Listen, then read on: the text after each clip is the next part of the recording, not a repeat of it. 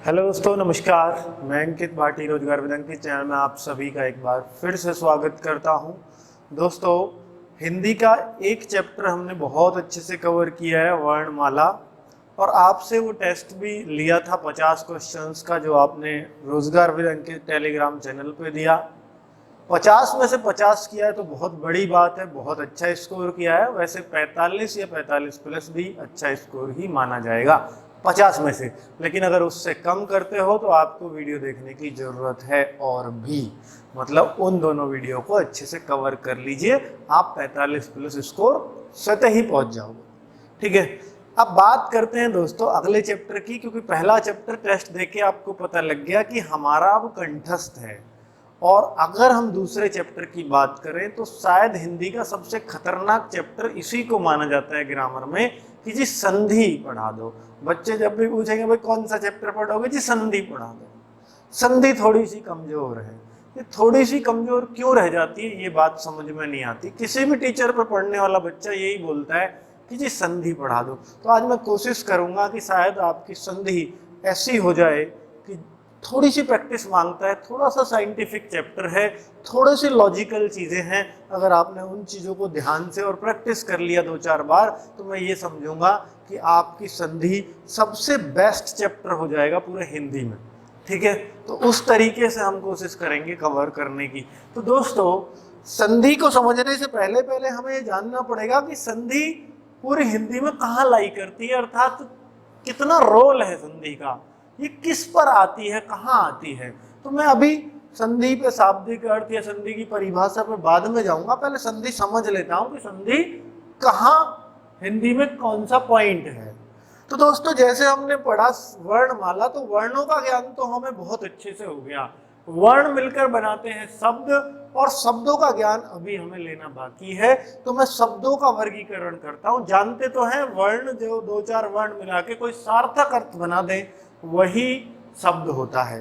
हर शब्द ये नहीं, देखिए शब्द आपसे मैं बोलूं कमल एक शब्द है, और मैं इसी चीज को कह दूं लमक, तो आप कहोगे जी ये तो कोई हमने सुना ही नहीं है आज तक, तो इसको हम शब्द भी नहीं कह सकते। ठीक है, शब्द वो है जिसका कोई सार्थक अर्थ होता हो, यही शब्द की परिभाषा है। ठीक है, तो अब मैं देखूं शब्द का वर्गीकरण, अर्थात शब्दों को कैसे बांट सकते हैं हम, कितने तरीकों से बांट सकते हैं। पूरी हिंदी, चाहे ग्रामर है चाहे वोकेब है, इन शब्दों में छिपी हुई है।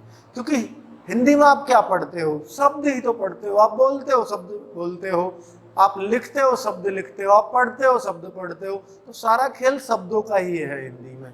और अब मैं शब्दों की कैटेगरी बांट लेता हूं कि शब्द को कैसे कैसे हम लोग बांट सकते हैं। जरा देखिएगा, शब्दों का वर्गीकरण। थोड़ा इसको मिटा देता हूं वरना ये कंफ्यूज करेगा, ये क्या लिख दिया, ये लो भाई।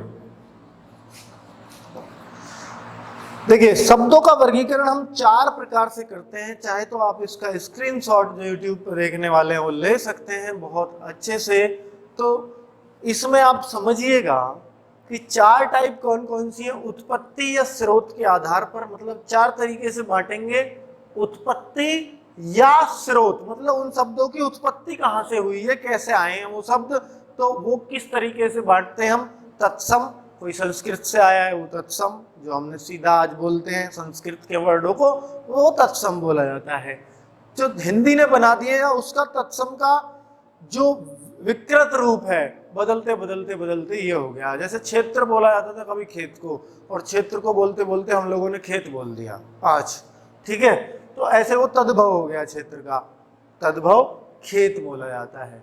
तो दोस्तों, तत्सम में जितने भी शब्द है हिंदी में, या तो वो तत्सम होंगे या वो तद्भव होंगे। कितने भी शब्द हो, आप कोई सा भी शब्द बोल दो, कोई सा भी हिंदी में पूरी बुक से उठा के, या तो वो तत्सम होगा या तद्भव होगा या देशज होगा। देशज क्या, जो हमारे अपने देसी शब्द है, या कोई विदेशज होगा। मतलब तत्सम तद्भव से अलग देशज वो होते हैं, जैसे मान लो हमने जबरदस्ती के शब्द बना रखे हैं, सब मतलब बिल्कुल जबरदस्ती, ना वो हिंदी ने एक्सेप्ट किए, ना वो देहाती लैंग्वेज में हम बहुत सारी चीजों को बोलते हैं। जैसे मैं कल रीजनिंग पढ़ा रहा था तो खरगोश आया, मैंने खड़ा बोल दिया, तो खड़ा ना हिंदी का है ना संस्कृत का है, हमने बना दिया, तो वो देशज हो गया। तो इस तरह के शब्दों को हम देशज बोल सकते हैं।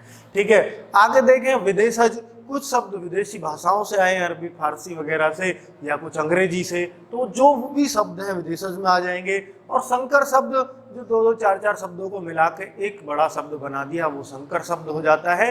तो दोस्तों अब आपने समझ लिया है कि हम जितने भी शब्द हैं इनसे अलग नहीं हो सकता कोई भी शब्द, बिल्कुल। तो एक टाइप हो गया ये बांटने का शब्दों को। दूसरा टाइप है कि उनकी बनावट के आधार पर बांट दो कि वो बने कैसे कैसे हैं, कहाँ से बने, किस किस के जोड़ से बने हैं, तो उसके बनावट के आधार पर हम बांटते हैं। और बनावट के आधार पर शब्दों को तीन तरीके से बांटा जा सकता है। रूढ़ शब्द वो होते हैं जिनको तोड़ा ना जा सके, जैसे कमल है तो कमल को कोई तोड़ नहीं सकता, किताब है तो किताब को कोई तोड़ नहीं सकता, पंखा है तो पंख को तो पंख प्लस आ हो सकता है तोड़ दे, लेकिन दीवार है दी प्लस वार से नहीं बना है, दीवार एक ही शब्द है। ठीक है, तो इस तरह के शब्दों को तो हम बोलेंगे रूढ़ शब्द, जिनको तोड़ ना सके, बीच में से कोई मेल मिलाप इन शब्दों में नहीं होता, और इनको तोड़ दिया तो उसका कोई अर्थ नहीं होता। ठीक है, कोई तोड़ने कह लगे कमल है जी कै प्लस मल कर दो, तो भाई कुछ मतलब भी तो होना चाहिए कै का और मल का, ऐसे थोड़ी कुछ भी तोड़ लो आप। ठीक है, कई लोग आपसे पूछेंगे जी उसमें संधि बता दो, फलाने में समास बता दो। अरे भैया रूढ़ शब्दों में नहीं बताया जा सकता संधि समास। रूढ़ शब्द बने हैं वो किसी के योग से नहीं है। तो अब हम यौगिक शब्दों की बात करेंगे। यौगिक मतलब दो शब्दों के जो मेल से बने हों।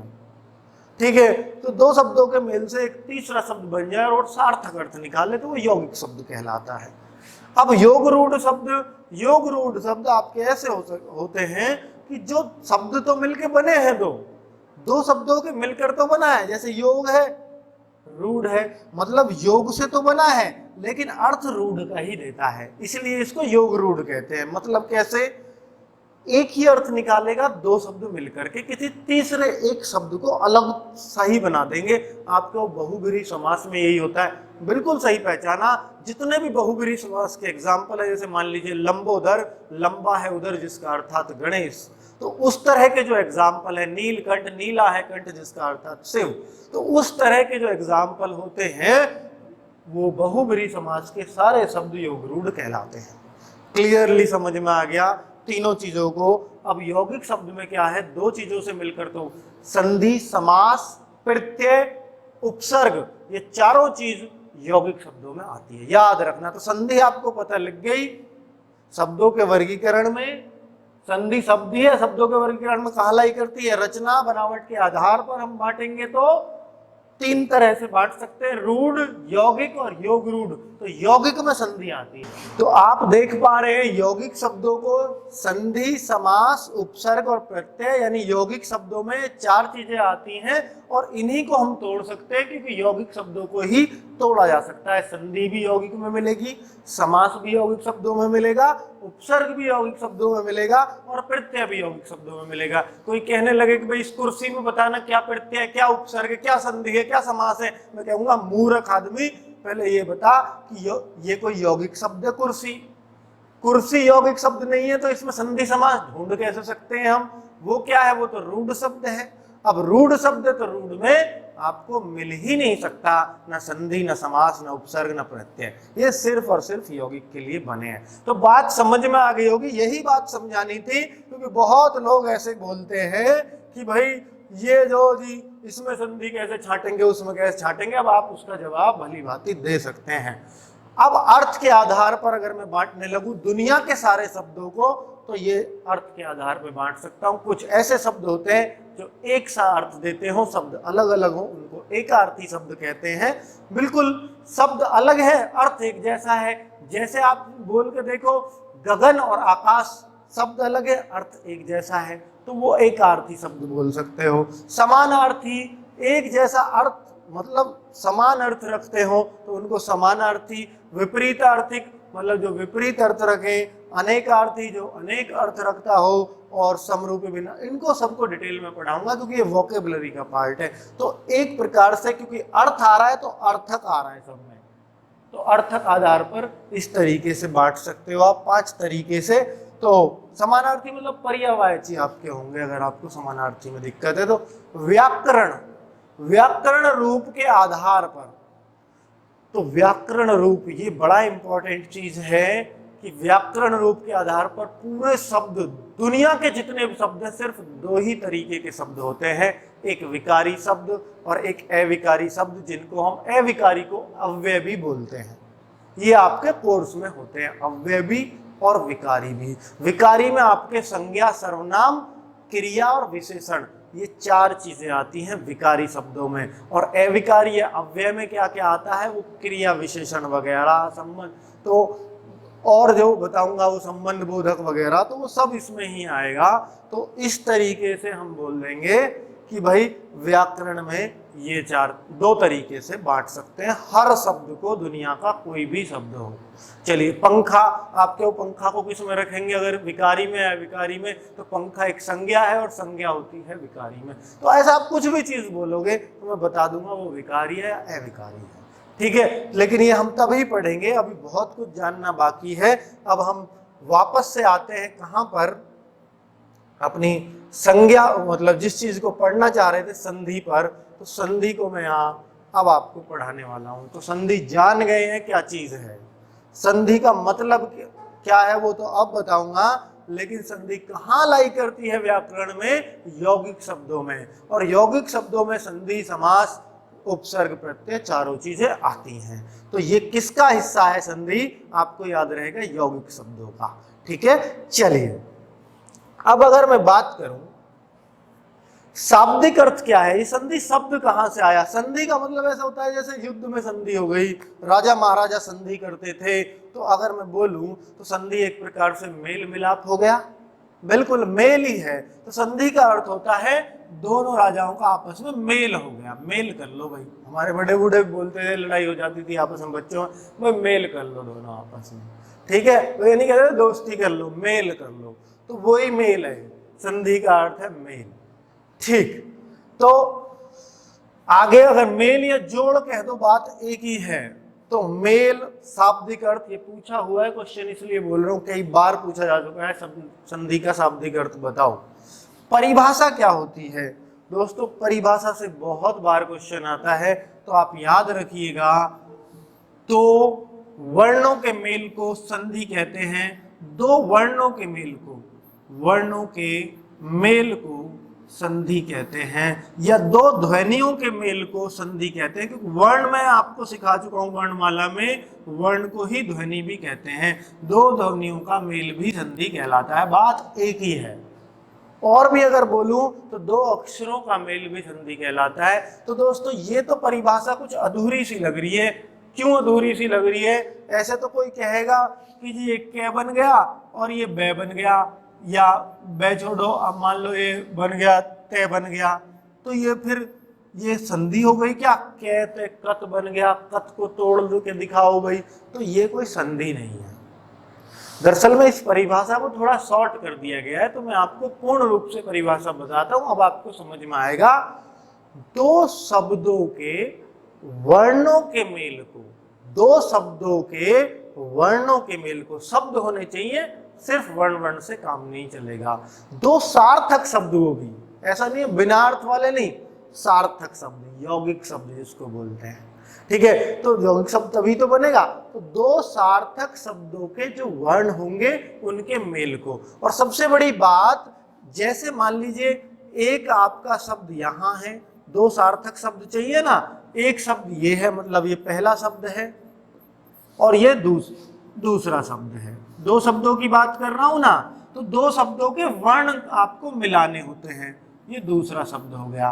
तो इसका पहले शब्द का तो अंतिम अक्षर, अंतिम अक्षर, अंतिम वर्ण, और दूसरे शब्द का पहला वर्ण, प्रथम वर्ण, पहला वर्ण, इन दोनों को जो मिलाओगे तो आपकी संधि बन के आती है, इसी को हम संधि बोलते हैं। तो हुआ तो वर्णों का ही मेल, पहले शब्द का अंतिम वर्ण और दूसरे शब्द का पहला वर्ण संधि बनाता है, ठीक है। तो वर्णों की ही संधि है, लेकिन परिभाषा को पूरा बोला जाए तो दो शब्दों के वर्णों का मेल है ये, ठीक है। चलिए तो अगर मैं आप बोलूं दोस्तों, कोई भी चीज है, मान लीजिए आपको मैं तोड़ के दिखाता हूं कुछ भी, जैसे मान के चलिए विद्यालय है, विद्यालय, तो विद्यालय एक शब्द है, एक यौगिक शब्द है ये, क्योंकि दो चीजों से मिलकर बना है। तो विद्या प्लस आल्य आप लोग करते हैं, तो आपने देखा कि भाई इसका पहले शब्द का अंतिम अक्षर आ और दूसरे शब्द का प्रथम अक्षर, इन दोनों को एक साथ मिला दिया गया है आ के अंतर्गत। ठीक है, तो ये संधि कहलाती है कि भाई दोनों को अलग अलग नहीं, तो कायदा तो ये कहता था कि दो शब्द मिले तो जी ऐसे लिखो विद्या और आल्य, तो ऐसा तो नहीं लिखते। अब ये कहते हैं कि हम आपस में संधि कर लेते हैं, जब एक जैसा ही अर्थ है तो ये संधि कर जाते हैं, मेल कर जाते हैं, एक जगह मिल जाते हैं और आ का डंडा बना देते हैं, इसी को हम संधि बोलते हैं। इसलिए इस चैप्टर का नाम संधि पड़ा। ठीक है, तो ऐसी संधि हमें ढूंढनी होगी बस, तो हिंदी में संधि ढूंढना ही ये बात है। तो अब आपको क्लियरली समझ में आ रहा है, अच्छा ये चीज है संधि, तो बिल्कुल अब आप जोड़ पाओगे, कनेक्ट कर पाओगे, अच्छा खासा ज्ञान आपको संधि का मिल गया, बेसिक आपका तैयार, बिल्कुल बिल्कुल तैयार। तो अब हम थोड़ा सा एडवांस लेवल पे चलते हैं, तो संधि के हम प्रकार पढ़ना चाहते हैं कि संधि क्या है, संधि का प्रकार ही तो है मेन।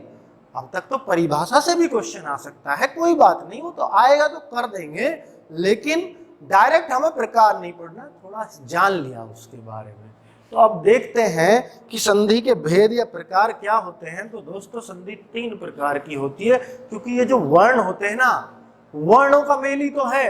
अब हो सकता है पहले शब्द का जो आखिरी अक्षर है वो स्वर भी हो सकता है, दूसरे शब्द का पहला अक्षर स्वर भी हो सकता है, व्यंजन भी हो सकता है, विसर्ग भी हो सकता है, या पहले शब्द का अंतिम वर्ण विसर्ग भी हो सकता है। तो दोस्तों फिर इनमें तो संधि के प्रकार फिर बदल जाने चाहिए, क्योंकि कहीं स्वर भी मिलेगा, कहीं व्यंजन भी मिलेगा, कहीं विसर्ग भी मिलेगा, इसलिए इन सब, क्योंकि 3 ही तो चीज है पूरी हिंदी में, स्वर व्यंजन। वर्णों में क्या चीज है, सिर्फ 3, स्वर व्यंजन अयोगवा, अयोगवा में विसर्ग आता है।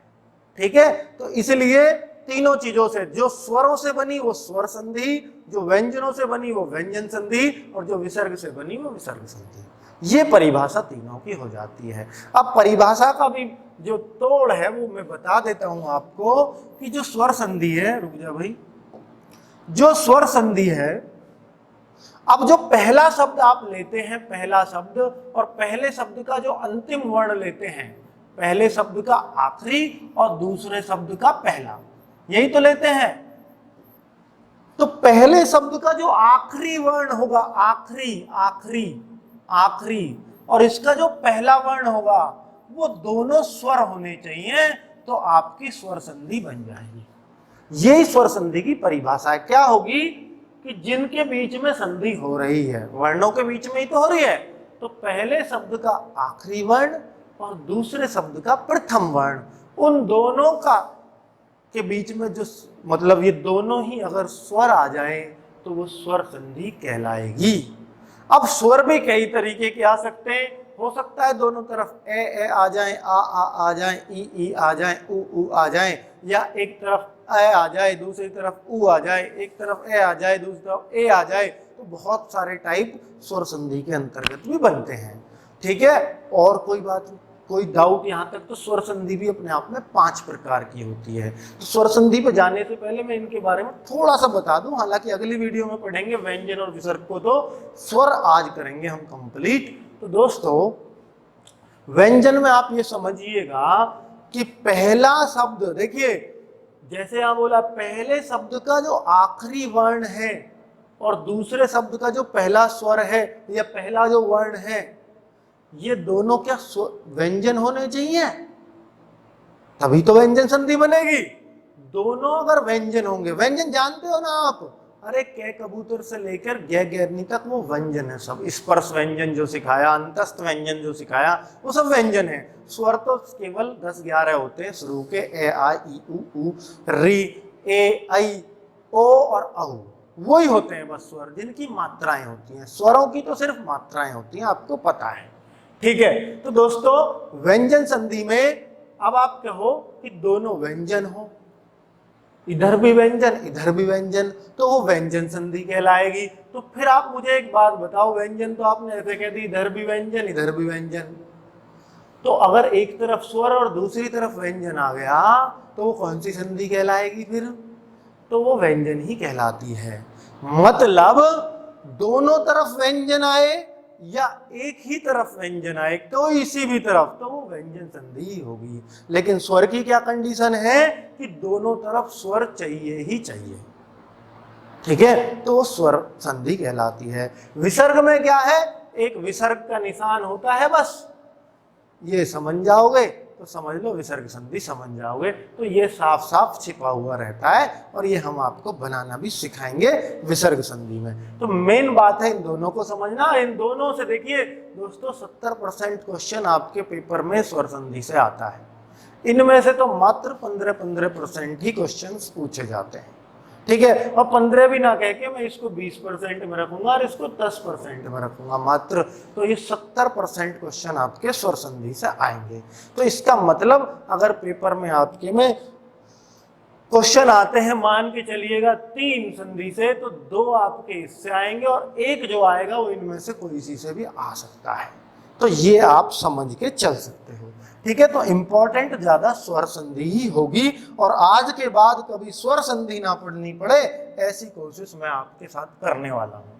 तो दोस्तों स्वर संधि होती है 5 प्रकार की। स्वर संधि के प्रकार आपको दिखाई दे रहे होंगे और अच्छे से देख लो। चलो 5 प्रकार, तो इनमें पहला जो प्रकार है वो दीर्घ स्वर संधि है। कौन कौन से स्वर आते हैं इधर उधर जो दीर्घ संधि बनती है, यही तो पहचान करनी है। अब भाई स्वर आते हैं ये तो हमें भी पता है, सारी स्वर संधि में दोनों तरफ स्वर रहेंगे। इसमें कौन कौन से स्वर रहेंगे, इसमें कौन कौन से रहेंगे, इसमें कौन कौन से, इसमें कौन कौन से और इसमें कौन कौन से, यही तो करना है बस पता आपको और फिर आपका संधि क्लियर। तो कई बच्चे तो ये सोचते हैं जो पहली बार संधि पढ़ने आए, अरे ये नाम भी याद रह पाएंगे क्या हमें, दीर्घ और दूसरा पता नहीं गुण था, फिर वृद्धि था और पता नहीं और तो क्या क्या थे, बड़े खतरनाक से नाम थे। तो दोस्तों जब पढ़ लोगे ना 2-3 बार आप कहोगे तो बड़े आसान नाम है, क्योंकि पहला नाम तो आपने कभी सुना होगा, हो सकता है किसी का भी घनश्याम, तो वो भी अजीब लगेगा, पर जब रोज घनश्याम घनश्याम नाम लोगे तो वो भी ऐसा लगेगा कि अपना ही है, कोई दिक्कत नहीं है, अपना ही आदमी है, ठीक है। तो शुरू में हंसी आती है ना अजीब नाम पे, वही चीज है, क्योंकि वो रटने में थोड़ी दिक्कत होती है, हमें याद नहीं रह पाता। तो ये आपको बहुत आराम से याद रहेंगे क्योंकि अभी हम डिटेल में जाने वाले हैं। तो दोस्तों मैं सबसे पहले आपको पढ़ाने वाला हूं दीर्घ स्वर संधि। तो चलते हैं दीर्घ की तरफ। दीर्घ स्वर संधि ट्रिक भी बताऊंगा, तरीका भी बताऊंगा, ताकि क्वेश्चन कहीं से कुछ भी ना छूटे। अब यहां से समझ लीजिएगा आप दीर्घ संधि। एग्जाम्पल ज्यादा दूंगा और आपसे भी रिक्वेस्ट करूंगा कि जितने ज्यादा से ज्यादा एग्जाम्पल पढ़ेंगे उतने ही ज्यादा चांस रहेंगे आपके पेपर में सही होने के। हालांकि इस वीडियो में मैं एग्जाम्पल्स की कोई कमी नहीं छोड़ूंगा किसी भी तरीके से, ताकि क्वेश्चन आपका जो एग्जाम में आए वो इन्हीं उनमें से मिल जाए, इन्हीं शब्दों में से मिल जाए। और ऐसा होता है, मैंने जो पहले वीडियोस पढ़ाई हैं हिंदी में उनसे ज्यों के त्यों एग्जाम्पल पूछे गए हैं और आज भी बेस्ट एग्जाम्पल हैं आपके लिए, ठीक है। और भी बढ़ाए हैं मतलब उनमें एग्जाम्पल्स। तो दोस्तों अगर मैं बात करता हूं कि ए और ए को मिला दिया जाए तो आ बनता है, छोटी ई और छोटी ई को मिला दिया जाए तो बड़ी ई बनती है, छोटे ऊ और छोटे ऊ को मिला दिया जाए तो बड़ा ऊ बनता है। तो आप तो ये कहना चाह रहे हो जी, जैसे छोटी ई आती है कि उनमें एपनार में छोटी छोटा ऊ, तो छोटा ए भी होता है, बस उसको हम छोटा ना बोल के एसएनआर बोल देते हैं अपनी लैंग्वेज में, ठीक है। तो ये छोटा ही होता है दरअसल में, और छोटे का बड़ा रूप ये है। तो 2 छोटे मिलेंगे तो बड़े बन ही जाएगा, ठीक है। लेकिन खास बात यह है कि एक बड़े के साथ भी अगर छोटा मिल जाए तब भी बड़ा ही रहेगा और बड़ा नहीं हो सकता। वो ऐसा नहीं हो सकता एक और डंडा लगा दें आ में, आ डबल आ बुल्ला, ऐसा तो होता नहीं है कोई अंग्रेजी हिंदी में शब्द, ठीक है। ऐसा कोई अक्षर होता नहीं 2 डंडे भी खींच लेते, मुझ पर क्या जोर पड़ रहा। तो ये कोई सा भी मिल जाए, इधर है आ जाए या उधर। ये जो इधर उधर लिख रखे हैं ना, ये पहले शब्द का अंतिम वर्ण और दूसरे शब्द का प्रथम वर्ण, ये बताऊंगा अभी।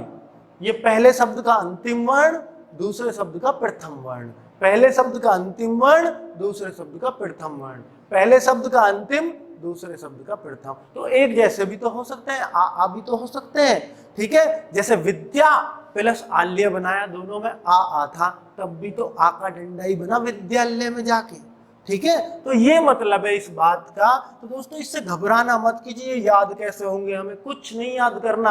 आ किससे बनता है, दो छोटे ऐसे, या एक बड़ा आ बना दो, या दोनों बड़े आ बना दो, ऐसे याद रह जाएंगे।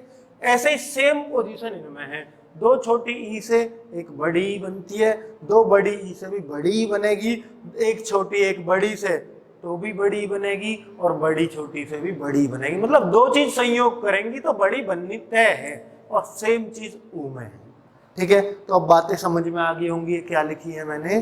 तो दोस्तों अब आपको अगर मैं ट्रिक बताने लगूं कि भाई, आपको ट्रिक बताने से पहले मैं आपको बोलूं कि ये जो शब्द हैं इन सब में दीर्घ संधि है, और इसमें एक बात खास नजर आ रही है आपको कि इन सब में जो संधि है वो दीर्घ तो है ही।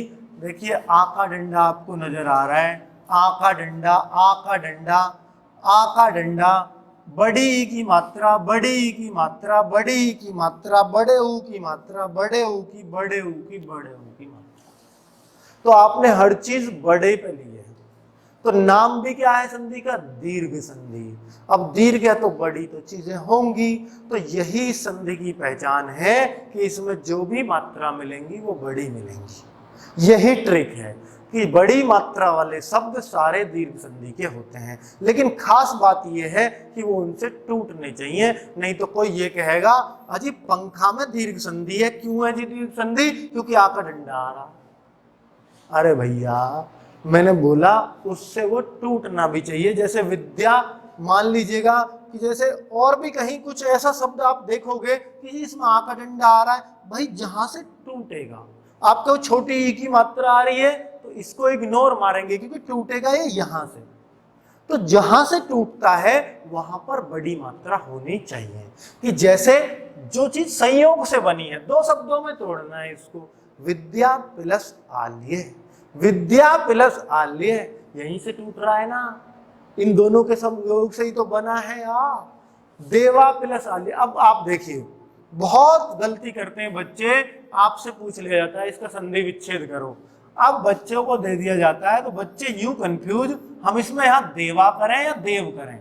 आल्य तो उनने सुन रखा, आल्य माने घर होता है, देवों का घर देवालय होता है। तो दोस्तों यहाँ देवा करें या देव करें, ये बड़ी बात है। और ये कैसे पता लगेगी, दरअसल में देवा कोई शब्द नहीं है, देव शब्द है, इसलिए आपको ये वहां से अपनी हिंदी के ज्ञान से सही करना पड़ेगा। देव आल्य, ठीक है। तो देव प्लस आल्य होगा, ना कि देवा प्लस आल्य, ठीक है। चलिए अब मैं मतानुसार को बोलूं तो मता प्लस आ को मैं एल बना दूंगा, तो मता प्लस अनुसार, तो दो शब्दों में आप तोड़ के देखिए, तो मत कहूं या मता कहूं, मत कहोगे क्योंकि मता कोई वर्ड नहीं है, तो मत प्लस अनुसार।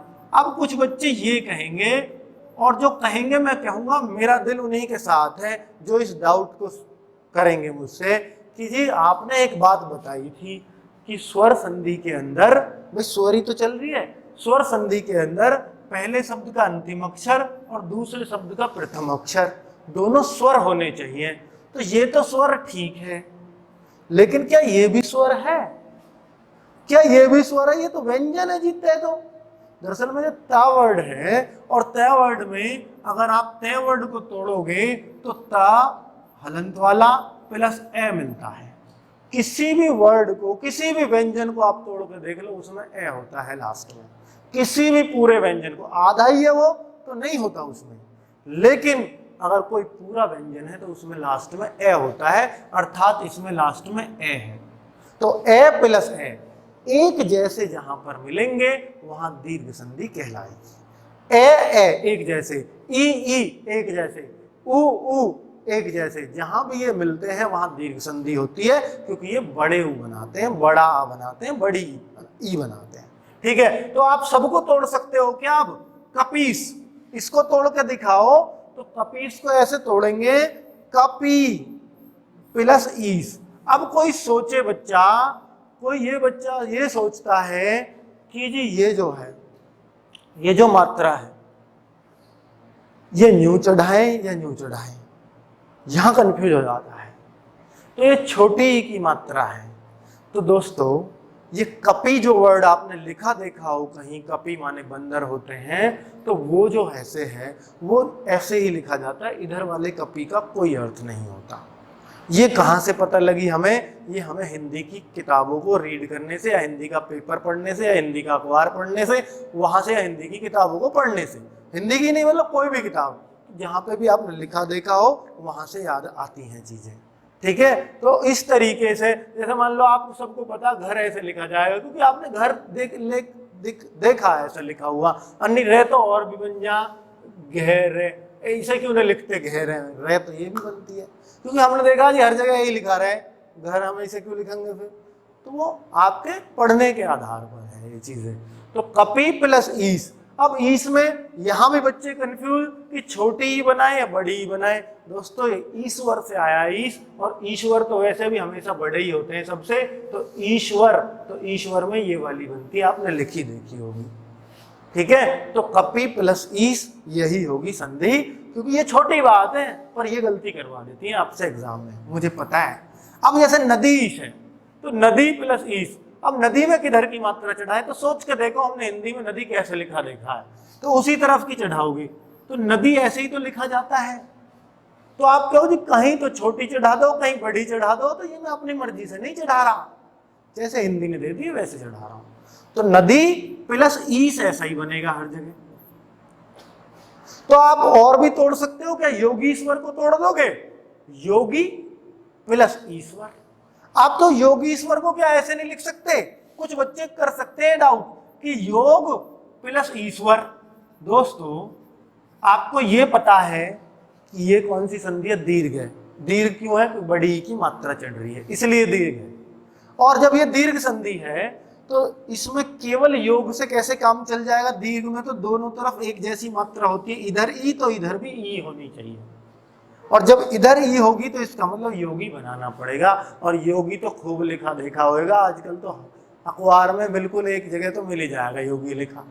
ठीक है, तो आप योगी पे इधर की चढ़ाओगे, इधर की मत चढ़ा देना।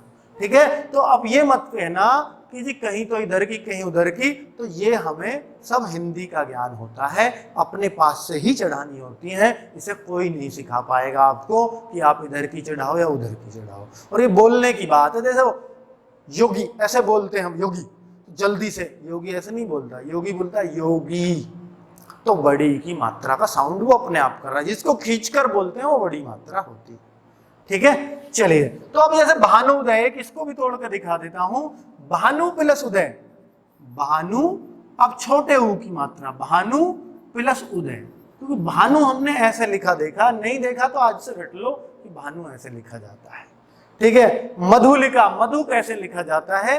तो मधु प्लस उलिका, उलिका करना पड़ेगा हमें, क्यों? हम ऊ की मात्रा से तोड़ रहे हैं, अब बड़े ऊ की मात्रा दीर्घ संधि है तो दोनों तरफ ऊ लगाना ही पड़ेगा, तोड़ते टाइम भी और जोड़ते टाइम भी। मधु प्लस उलिका, भू प्लस ऊर्जा। अब भू पे किधर का चढ़ाओगे ये बताओ? भू पे मात्रा, मधु पे तो आप चढ़ा दोगे ये मधु प्लस उलिका, लेकिन आप भू ऊर्जा पे बताओ, भू पे किधर की चढ़ाओगे? भू, भू यही चढ़ेगा, क्योंकि भू माने पृथ्वी होता है और वो ये मात्रा ही होती है, तो ये बड़े ऊ की मात्रा है। तो भू प्लस क्या? ऊर्जा, ऊर्जा भी ऐसे ही लिखा जाता है, ये छोटा ऊ बनता है? नहीं बनता, तो भू प्लस ऊर्जा।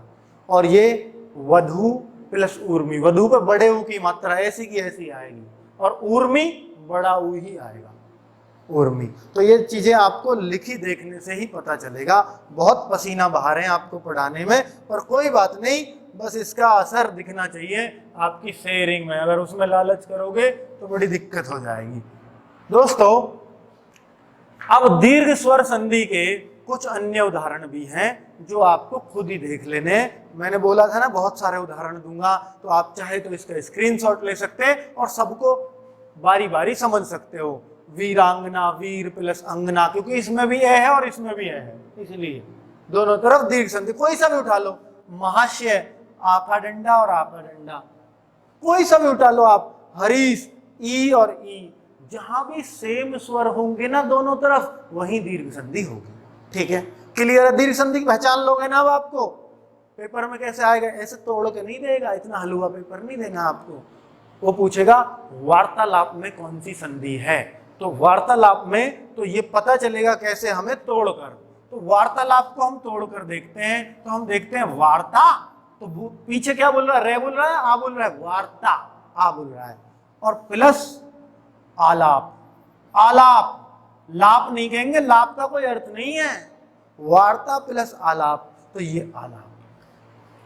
ठीक है, लाप का अर्थ नहीं है कुछ भी। और वैसे पता, अगर हम दीर्घ संधि कह रहे हैं तो इधर आ आया है तो उधर भी ए या आई आएगा।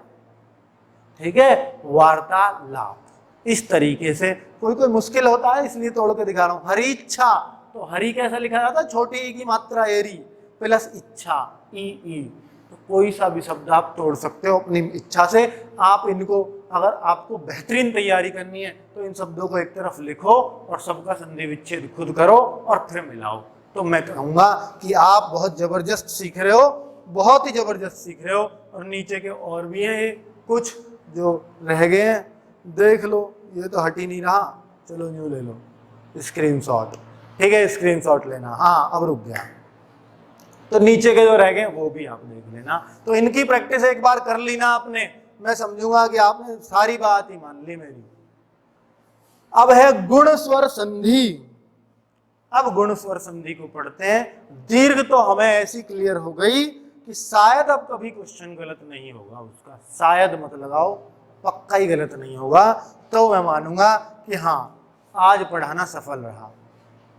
तो गुण स्वर संधि, गुण स्वर संधि में सिर्फ 3 चीजों का रोल है इनका। अगर मैं बोलूं तो पहले इसकी ट्रिक बता देता हूं, बच्चे ट्रिक पर बड़ा गौर करते हैं, तो पहले ही बता दूं, समझाऊंगा तो बाद में, कि ट्रिक ये है कि आपको जितने भी शब्द आप देखते हैं जिन पर एक सिंगल मात्रा, मात्रा आप जानते हो, एक तो ई की होती है, एक ऊ की होती है, एक आ की होती है, वो तो आगे तीनों पीछे। ठीक है, और एक मात्रा ऐसी भी तो होती है, वो जो ऊपर कुछ ढक रहे हैं, कि जैसे मान लो कि लेप, लेप लिखना है मेरे को, तो ये जो मात्रा होती है, और कहीं 2 भी चढ़ जाएंगी ये, तो कहीं लोप लिख जाएगा, लोप, तो ये भी एक मात्रा होती है। औ की मात्रा 2 चढ़ जाती हैं। तो उन जो मात्राओं की बात कर रहा हूं मैं, तो जहां पर भी ऐसी सिंगल मात्रा मिलेगी, एक तो होती है डबल, डबल वाली नहीं, जहां भी सिंगल मात्रा मिले, सिंगल मात्रा, एकल मात्रा, सिंगल मात्रा मिले, वहां गुण संधि होती है।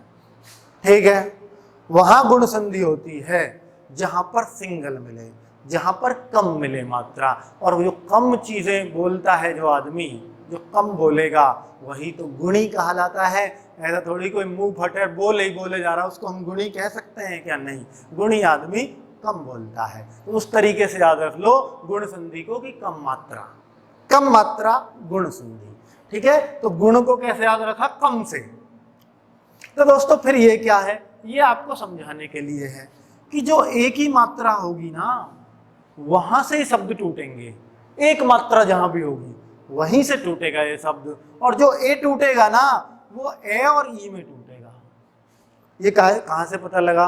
ये मैंने जब वर्णमाला पढ़ाई थी तो आपको संयुक्त स्वर बताए थे। तो संयुक्त स्वर है ए, और संयुक्त स्वर ये किस किस से मिलके बना है, तो आपको मैंने बताया था ए और ई दोनों को मिला के बोल के देखो एक बार। आई आ रहा है, इसका ही साउंड आएगा, ए ई आई, यही आ गया ना।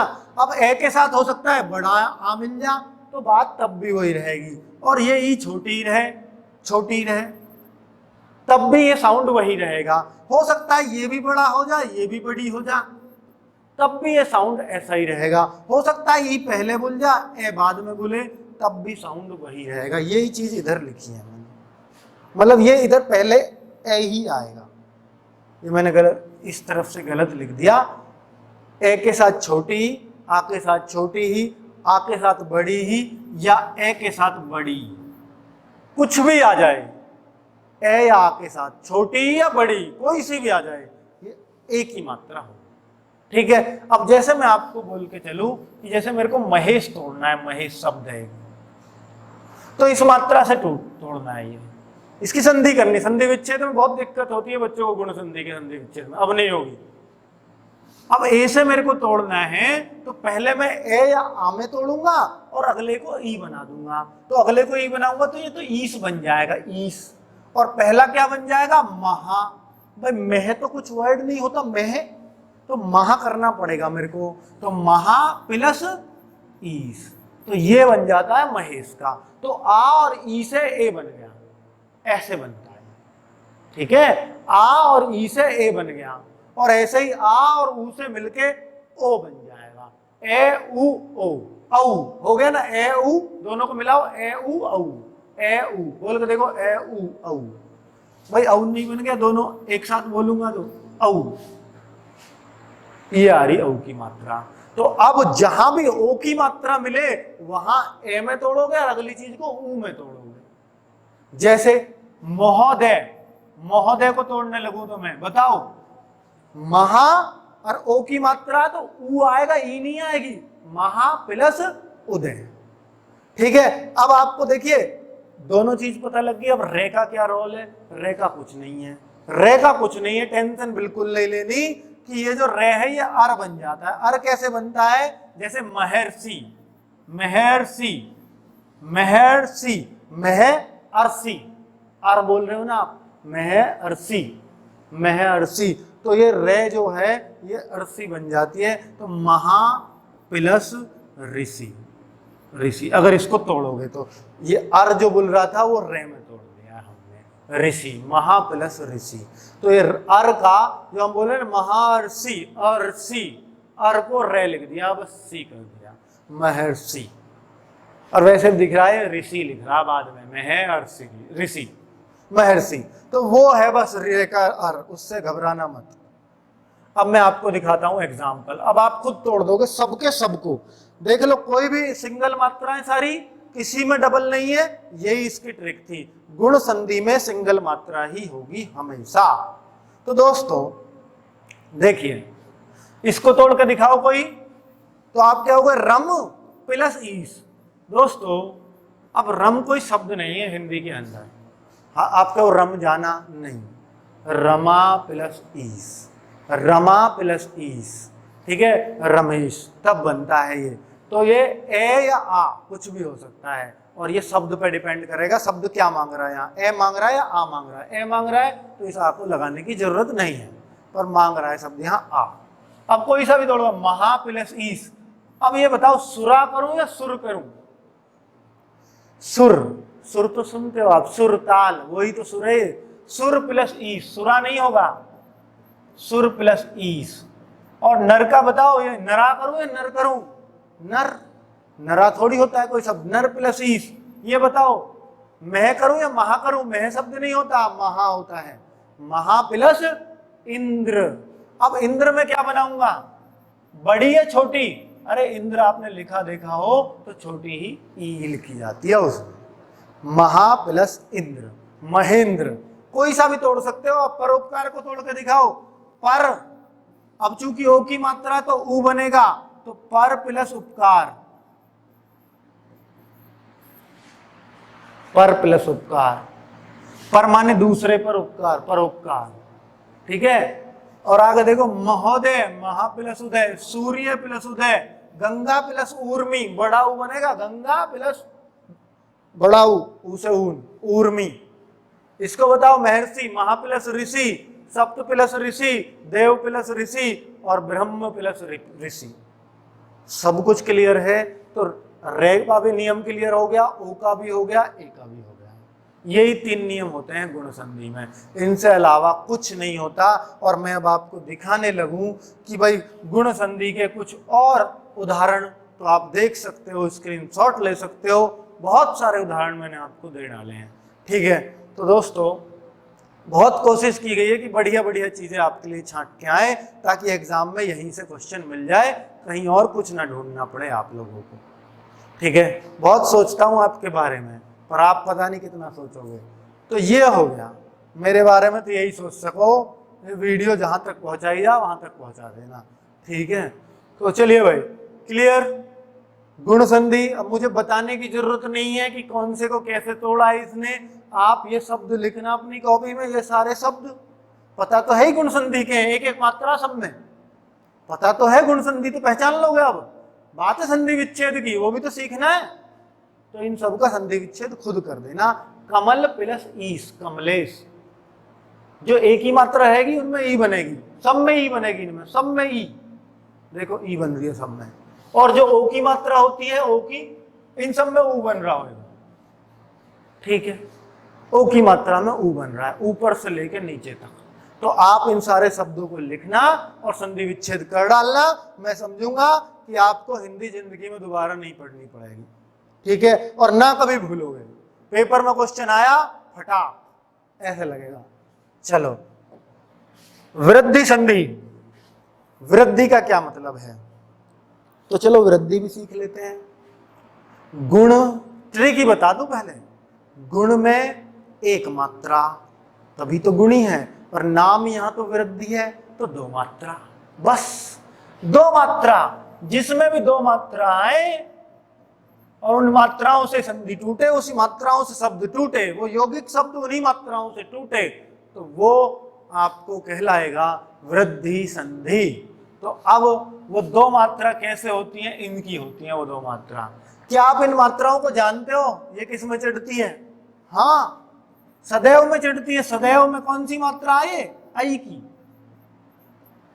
और एक ही मात्रा क्या हो, जिसमें सिंगल मात्रा हो, जैसे पिछले में थी। आई की मात्रा समझते हो, ये है।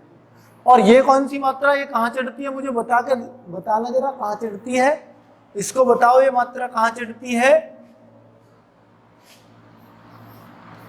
लौंग लिखूं, लौंग, तो यही तो मात्रा है। पे अंक की बिंदी रख दी है बस। गौर लिखो, चलो लौंग छोड़ो, लौंग तो आगत स्वर से भी लिखा जा सकता है, तो मैं लिखता हूं गौर। गौर से देखिएगा, तो ये जो है, ये जो मात्रा है आ के डंडे पे जो चढ़ रही है, ये औ है। और जिसमें आ का डंडा नहीं है, सीधा उसी अक्षर के ऊपर चढ़ रही हो, तो ऐ की मात्रा है। तो ये सब शब्द क्या कहलाएंगे? वृद्धि संधि के शब्द। पर ये नहीं है वृद्धि संधि, क्योंकि ये रूढ़ शब्द है, यौगिक है ही नहीं। यौगिक, फिर ये यौगिक है, हाँ ये यौगिक है, इसे बताएंगे, इसका संधि विच्छेद करेंगे। यौगिक शब्दों का ही तो कर सको संधि विच्छेद।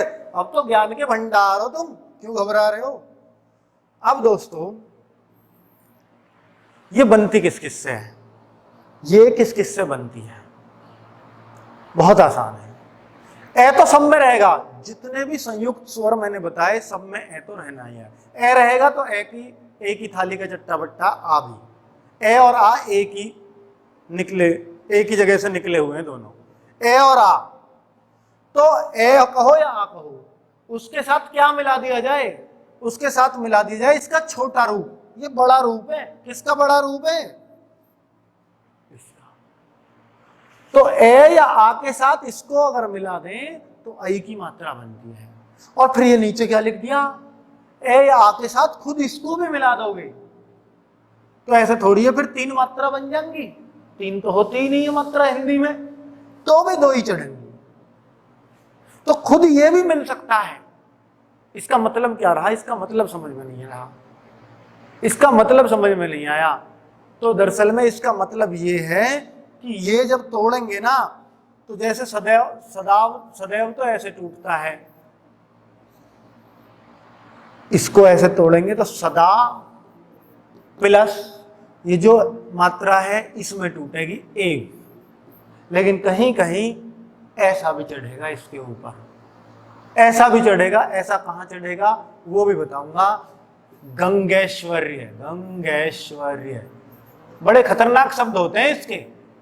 गंगेश्वर्य, इसको तोड़ोगे तो गंगा प्लस ऐश्वर्य, तो यहां ये चढ़ गई है।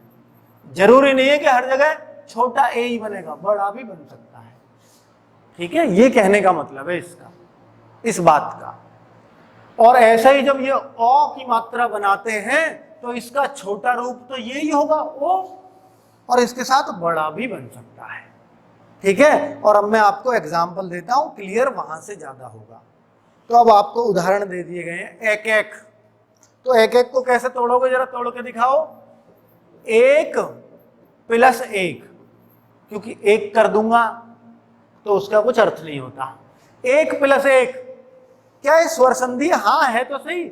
इसमें लास्ट में क्या आ रहा है? ए, और इसमें लास्ट शुरू में क्या आ रहा है? ए। दोनों तरफ स्वर है तो स्वर संधि तो होगी। तो ए और ए से बनता है ये मात्रा, पता ही है आपको, आई की मात्रा, ए और ए, आई, उससे ही तो बना है। ठीक है, एक प्लस एक, एक एक। सदैव, सदैव का बताओ, सद कर दो, सद, सद नहीं, सद शब्द ही नहीं होता, सदा प्लस एव, एव मत कर देना, एव। ये भी गलती होगी हमसे, क्योंकि ऑप्शन में एव भी दिया हुआ होगा, अवेव। ये वाला करना, मात्रा वाला नहीं करना, क्योंकि एव जहां भी लिखा जाएगा ऐसे ही लिखा जाएगा। तो तथैव में बताओ, तथा, और कई बच्चे कर देंगे जी ये वाला एव आएगा या ये वाला एव आएगा। कौन सा वाला एव आएगा? एव दो तरह के नहीं होंगे, जहां भी एव लिखा जाएगा चाहे किसी में भी लिखा जाओ यही राइट है, ये कभी राइट नहीं है। ठीक है, कोई चीज एक तरीके से एक ही चीज लिखी जा सकती है, ये नहीं है उसके 10 रूप और बना दो। ठीक है, तो ये एव हमेशा यही रहेगा, चाहे वो सदैव में लगे चाहे वो तथैव में लगे।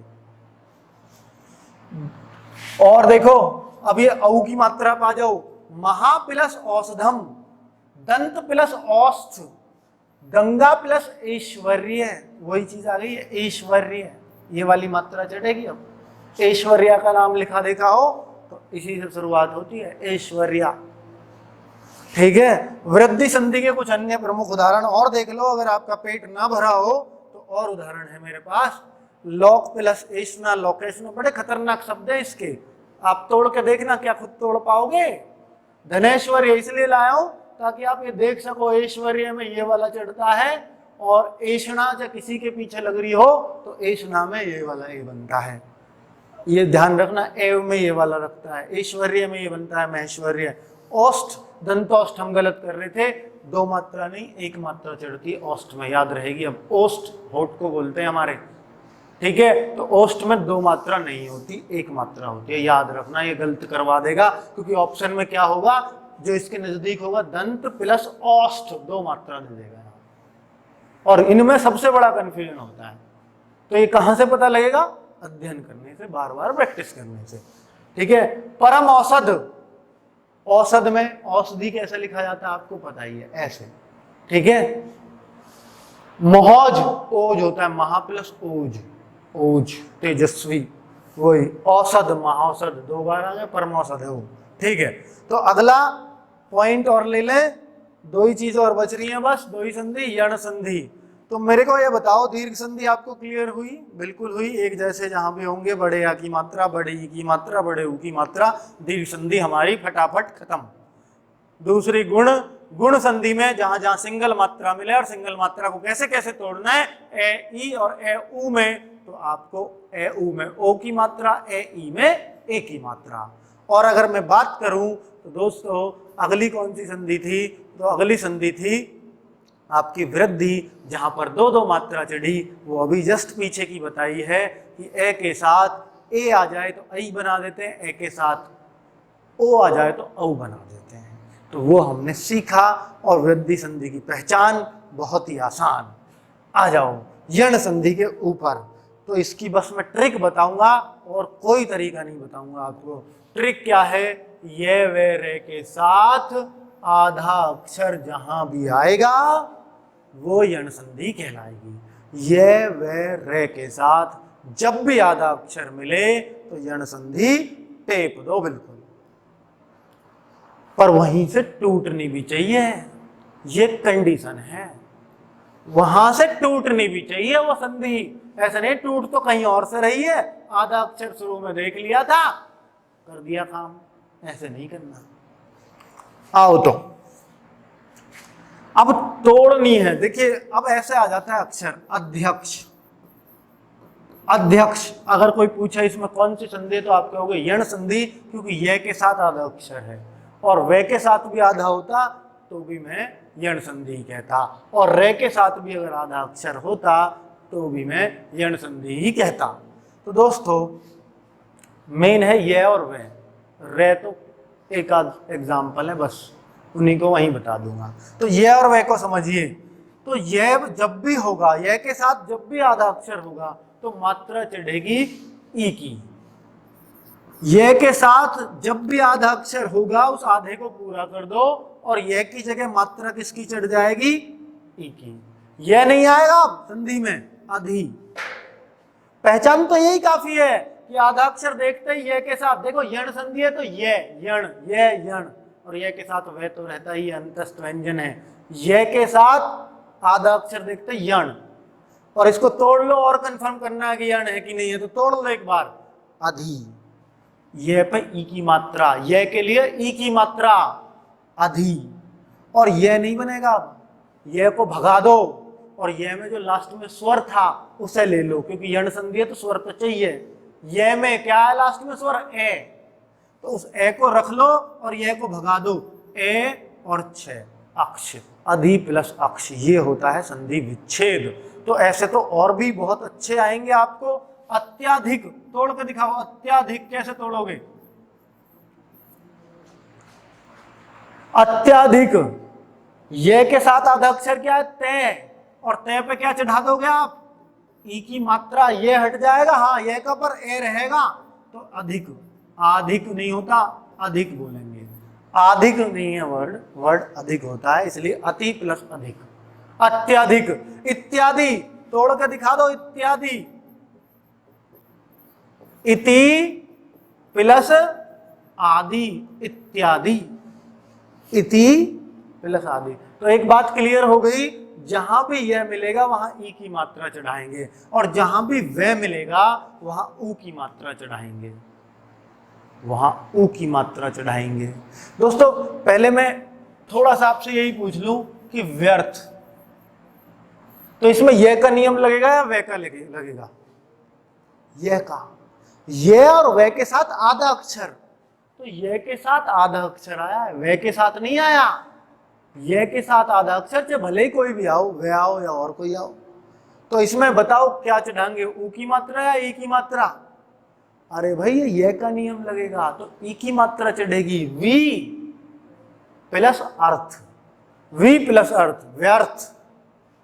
ये बहुत काम की बात बताई है मैंने, नहीं तो गड़बड़ करते। रे को री में बदलेंगे, बताऊंगा कैसे बदलेंगे, टेंशन मत लो। अध्यादेश जल्दी से तोड़ के दिखा दो फटाफट।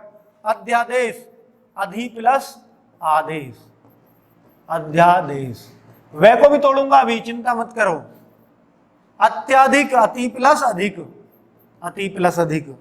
यद्यपि, यदि प्लस, देखो ये क्यों, यद्यपि का मतलब होता है ये दे ये पई। इस धे वाला जो विद्यालय वाला धे है ना, इसका संधि विच्छेद करते हो तो दे प्लस ये बनता है, तो ये के साथ इस दे में हमेशा हलंत रहेगा, हलंत। और इस हलंत का मतलब होता है कि आधा अक्षर। दे और कैसा बनाए, दे आधा बनाना आवे आप पे, नहीं आता, नहीं आता, और जहां नहीं आता वहां हलंत लगाते हैं उसी आधे अक्षर में, समझ लो। या तो आधा अक्षर लास्ट में आएगा तो हलंत लगेगा, या आधा अक्षर कहीं भी बीच में आएगा। अगर कहीं भी बीच में आएगा और उसका आधा बनाना नहीं जानते हो तो हलंत लगा के उसको आधा बना देते हैं। इसका मतलब है इसमें स्वर नहीं है। तो अब बना दो, ये के साथ आधा अक्षर है तो इसके ऊपर ई की मात्रा प्लस अपी, तो यही तो बना रहा हूं। यदि प्लस ए तो छोड़ूंगा ही, अपी भाई पी तो लगेगा ही, और ये वहां से ये का ए आ गया, अपी। यदि प्लस अपी। अब अत्यंत का बनाओ, बहुत बढ़िया, अति। अति के बाद बताओ, ये गया, ए तो बचा अंत। बच्चे यहीं कंफ्यूज हैं, यंत कर दे इसे, यंत। पता नहीं यंत बता रहा हूं, ये तो दुश्मन है आपका, खत्म कर देगा, ये तो आना ही नहीं है, अन्ना वे आना। तो चलो वे का एग्जाम्पल तो मेरे पास कम है, पर कोई बात नहीं, वे इतने से ही सिखा देंगे आपको। कोई टेंशन नहीं है। दोस्तों स्वच्छ, स्वच्छ मैंने बताया ये में ई की मात्रा आधे अक्षर पर और वह में ऊ की मात्रा आधे अक्षर पर ही, सु आधे अक्षर पर ही चढ़ेगी प्लस आगत। वह हटाया, सॉरी ये तो नीचे का बना दिया हमने, इसका स्वच्छ का यहां बना देते हैं। लो क्या दिक्कत है, सु प्लस वे हटाया ए तो रहा अच्छ, सु प्लस अच्छ स्वच्छ। और स्वागत का सु सु और वे का ए आ गया तो ए प्लस आ आगत। बन रहा है ना, बहुत बढ़िया बना दोगे ना। वैसे ये यण संधि का संधि विच्छेद ही पूछा जाता है ज्यादातर, क्योंकि उसमें बच्चे कर नहीं पाते सही से। ये पे जहां भी ये के साथ आधा अक्षर आए ई की मात्रा, वे के साथ आधा अक्षर आए तो ऊ की मात्रा। क्लियर, बहुत बढ़िया जी। आगे रे पे आ जाऊं। रे पे, रे के नियम का बहुत कुछ खास नहीं है। पित्राज्ञा, मात्राज्ञा, पितृच्छा, मातृच्छा, पित्रादेश, मात्रादेश, यही वर्ड होते हैं बस। तो इसमें जब तोड़ूंगा तो दोस्तों ये वाला रे, इसमें देखो त्रय में को क्या क्या होता है, त्रय में होता है आधा तय प्लस पूरा रे। तो रे के साथ आधा अक्षर हुआ, रे के साथ आधा अक्षर तो नियम लग जाएगा यण संधि का। और फिर रे किस में बदलता है, तो रे बदलता है इसमें, इसमें जैसे वहां ई की मात्रा लगती थी यहां चढ़ेगी इसकी मात्रा। और इसकी मात्रा कैसी होती है बता रहा हूं, पितृ तय पे चढ़ेगी क्योंकि तय आधा, तो पितृ ऐसी हो इसकी मात्रा बताई मैंने वर्णमाला में, ये वाली मात्रा होती है इसकी। तो पितृ जहां भी ये मात्रा मिले तो समझ लेना स्वर वाली है ये मात्रा, स्वरों में आता है ना ये वाला री। पितृ प्लस आज्ञा, बिल्कुल ऐसे ही तोड़ दो। मात्रादेश, मात्र प्लस आज्ञा, सॉरी आदेश। और नीचे को तोड़ दो, पितृ प्लस इच्छा। राइटिंग बहुत गंदी है मुझे पता, आपको बताने की जरूरत ही नहीं है। कभी सोच रहे हो जी बता दें गुरुजी, अरे पता मुझे, ठीक है। पितृ प्लस इच्छा, पितृच्छा। आगे बढ़ जाए, यण संधि खत्म, तो अब लास्ट कर देते हैं वीडियो का। अयादि संधि के बाद बहुत लंबी होगी, खूब पसीना बह रहा है, गर्मी आजकल ज्यादा है, क्या करें। हम भी तो कहेंगे अगर शेयर नहीं करी तो आपने तो नहीं कहेंगे बहुत पसीना बहाया पर बालकन ने एक नहीं सुनी। तो मतलब थोड़ा सा ध्यान रखे करो आप भी, पसीना बहा रहा तो इसकी कीमत आपको चुकानी चाहिए, पैसा देकर नहीं, शेयर करके। ये अयादि स्वर संधि, पैसा तो आप दोगे नहीं, खैर लेना भी नहीं है। चलो अयादि स्वर संधि ये क्या है, सारे स्वर के ही तो प्रकार है, हाँ ठीक है। तो दोस्तों इसका क्या है, इसकी भी एक ट्रिक है। ये वे वहां बताया था मैंने यण संधि में, ये वे रे के साथ आधा अक्षर जहां भी मिल जाएगा यण संधि होगी। एग्जाम्पल भी बहुत सारे दिए, अत्याधिक या वे के भी एग्जाम्पल आपको दिए, ठीक है। तो कुछ भी, अब यहां पर अयादि, यण में ये वे का एग्जाम्पल है, अयादि में फिर ये आ रहा है, तो यहां भी ये वे का ही ट्रिक है। तो वहां ये वे के साथ आधा अक्षर, यहां ये वे के साथ पूरा अक्षर, यही बस ध्यान रखेंगे और कुछ नहीं रखना ध्यान। अब तो आपका काम हो गया। ये पे वहां चढ़ाते थे ई की मात्रा, वे पे चढ़ाते थे ऊ की मात्रा, वे हटाते थे ये हटाते थे, यण में यही तो किया, ये भी हटाया वे भी हटाया, और ये के लिए ई की मात्रा और वे के लिए भी ई की, वे के लिए ऊ की मात्रा। यहां क्या करना है, यहां भी ये और वे रहेंगे, आधा अक्षर भी नहीं है, ये और वे यहां भी हटाने हैं, ये तो दुश्मन है, ये तो व्यंजन है, हटाने पड़ेंगे स्वर संधि में भाई। तो ये के लिए जब हटाओगे तो स्वर क्या लेके आओगे, ए की मात्रा या ऐ की मात्रा, और वे के लिए ओ की मात्रा या औ की मात्रा। अब ए की मात्रा जानते हो क्या होती है, ए की मात्रा ये जो चढ़ती है, और ये मात्रा कौन सी होती है, जब ये चढ़ती है किसी एक अक्षर के ऊपर, मेला, थैला, तो ये वाली मात्रा है ये। मेल, ये वाली मात्रा मेल पे चढ़ेगी, ये वाली। समझ रहे हो ना दोनों में फर्क क्या है। तो जब भी आप सिंगल मात्रा चढ़ाते हो तो ये को हटाओ, सिंगल मात्रा चढ़ा दो, आपका काम खत्म। फिर ये कहां चढ़ेगी? ये जब चढ़ेगी जब ये आ का डंडा और आ जाए ये के साथ, तो फिर चढ़ेंगी दो मात्रा इसी शब्द के ऊपर, इसी अक्षर के ऊपर। ठीक है, फिर वे का क्या करें? वे पे, वे के लिए चढ़ाते हैं ओ की और औ की मात्रा। वे आ जाए खाली तो ओ की, और आ का डंडा आ जाए वे के साथ तो दो मात्रा। बस अब एग्जाम्पल समझ लो और आपका काम खत्म। देखो, मुझे पता बोर हो लिए तुम भी, पर कोई बात नहीं। अब ये देखो, ये काम तो खत्म हो गया ना आज, जबरदस्त वाला।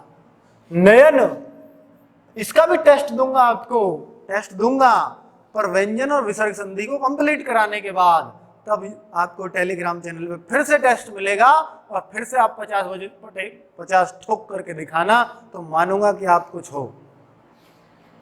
तो नयन, तो नयन का क्या तोड़ूं? अरे तोड़ो ना, कुछ तो तोड़ो। ये आ रहा, ये, हाँ आ रहा जी, आ रहा। तो क्या करें? तो एक ही मात्रा चढ़ेगी, एक ही, इसी अक्षर पे ने, और ये तो भगाना पड़ेगा, हाँ भगाना पड़ेगा। तो फिर इसके लिए ए तो रखना पड़ेगा, हाँ रखना पड़ेगा। तो ए जो बच रहा है उसे रख लो और ये को भगा दो। तो ने प्लस अन। ठीक है, अब चयन को तोड़ना, सेम टूटेगा, चे प्लस अन। फिर वो जो दो मात्रा वाली बात बताई थी, वो क्या बताई थी, वो समझ में नहीं आई थी, अब आएगी। जैसे नायक, ये के साथ आ का डंडा आ जाए तो ने पे ही चढ़ाएंगे दो मात्रा, यहां चढ़ती है वो, प्लस ये हटाओ ए लगाओ, ने प्लस अक, नायक। अब आप खुद बता दोगे गायक का, मेरी जरूरत नहीं पड़नी चाहिए। तो गे के ऊपर एक मात्रा दो, अरे एक तो इसकी वजह से चढ़ जाएगी ना, तो एक और एक इसकी वजह से ये, तो ये होगा गे प्लस अक। गायिका, दो या एक? आ का डंडा है कि नहीं है? है, तो दो ही चढ़ेंगे। आ का डंडा पे फोकस करो आप बस। और फिर ई, हर बार ए लेते थे, ए लेते थे, ए इसलिए लेते थे क्योंकि हमारे पास स्वर नहीं था। यहां तो स्वर है मेरा, ई स्वर है, तो ए लेने की जरूरत नहीं है इस बार। ई यह भगा दिया, इक्का और लिख दिया इका, गे प्लस इका, गायिका। नायिका का बताना, ने के ऊपर एक मात्रा दो, दो क्योंकि दो आ का डंडा है, प्लस इका, हाँ इका, क्यों नहीं, ए की जरूरत नहीं है लेने की। ए जब लेते हैं जब कोई मात्रा नहीं होती, तो ये का ए उठा लेते और आगे लगा देते। देखो स्वर आ रहे दोनों तरफ, इसलिए स्वर संधि तो है ही। कौन सी स्वर है? अयादि, क्योंकि ये वे के साथ पूरा अक्षर है। अब वे पे आ जाओ, वे का नियम और रह गया बस। हम जो, ओहो, चलो ये और तोड़ देते हैं तो हम भी गंगा जी नहा जाएं और काम खत्म करें। नहा ही रहे हैं जब से पसीने में। तो भवन, भवन का क्या करें भाई? भवन का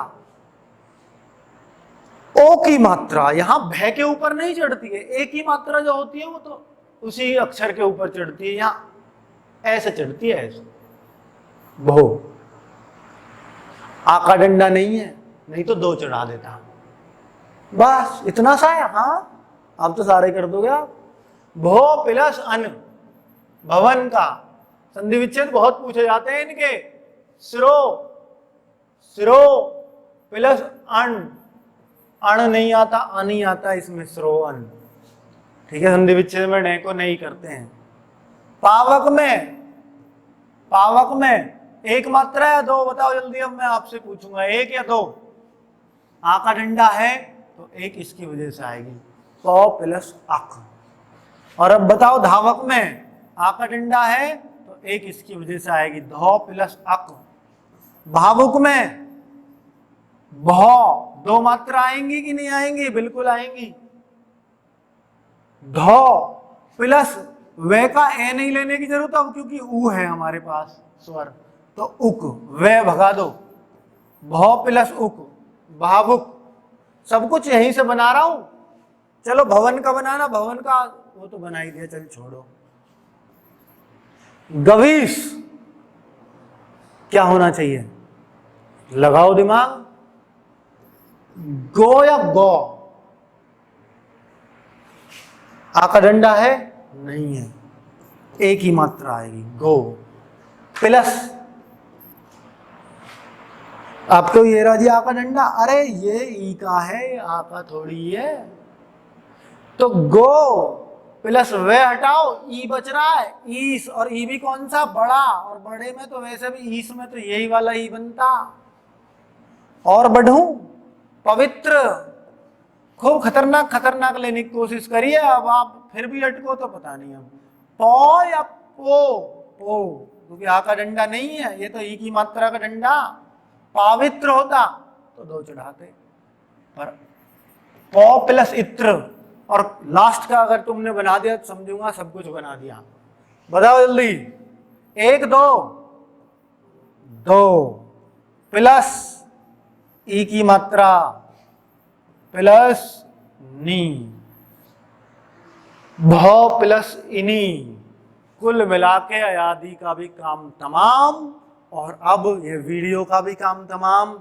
जैसी भी रही वो आप लिख देना कमेंट वमेंट में, हमें भी थोड़ा सा पढ़ने लिखने को मिल जाती है आपकी बातें।